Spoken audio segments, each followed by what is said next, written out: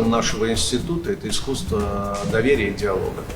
И конференция наша также звучит «Россия и мир. Диалог и реальность». Ключевое слово здесь – диалог. Для нас в этом меняющемся мире огромное значение имеет слово «диалог». Страны перестали понимать друг друга, диалог подменился давлением, обвинениями, интерпретацией своих позиций. Мы хотели бы, чтобы наша конференция послужила тому, чтобы мы нашли точки соприкосновения. Абхазия, как известно, является надежным союзником, стратегическим партнером великой державы Российской Федерации и является таким прогнозируемым партнером. Сегодня сотрудничество между Россией и Абхазией проистекает на таком глобальном, всеобъемлющем уровне. Это очень масштабное сотрудничество.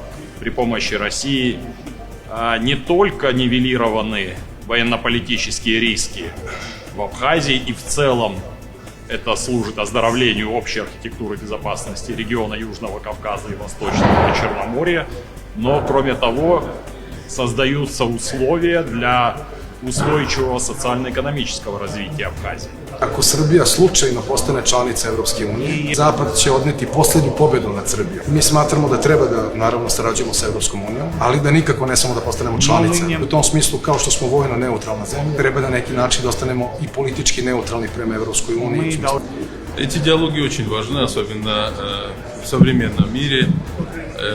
И вообще исторически так сложилось, что наши взаимоотношения, они корнями уходят в историю.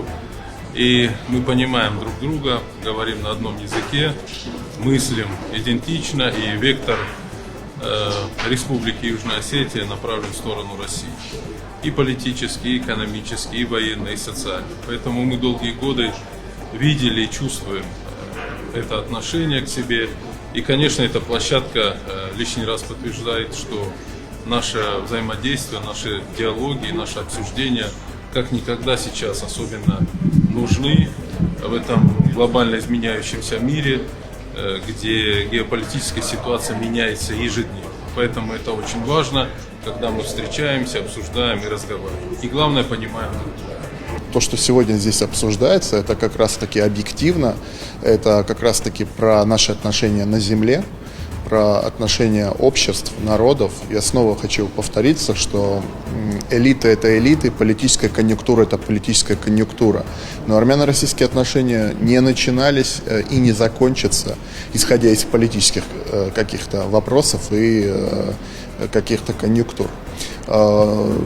Нам есть о чем говорить, есть о чем обсуждать, и поэтому я думаю, что сегодняшнее мероприятие действительно это хорошая возможность понять, как в России смотрят, что видят в России, понять также, чтобы и здесь поняли, как мы видим наши двусторонние отношения.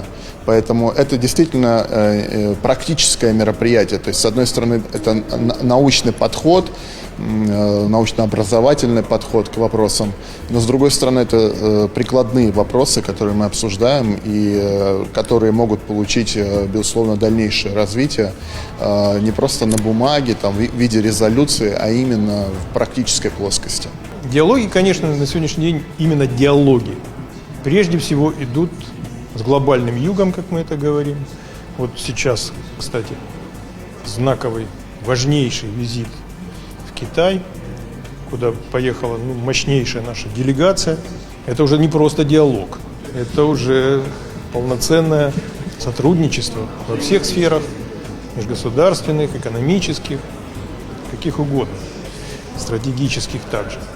Да, это, конечно, такой топовый уровень диалога.